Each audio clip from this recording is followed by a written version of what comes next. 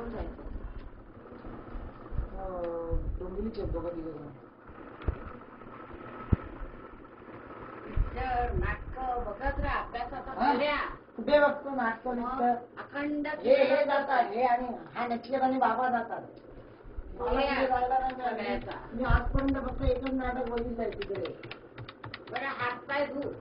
हा हातपाय बरोबर, भैया हातपाय बसले. हात धू आणि हात धुते घाणेरडे. नाटकात नाही घातले. नाही ते हात धू पण थांब ना, मी अजून कपडे काढले का? आणि खिचडी लागली आहे ती आता.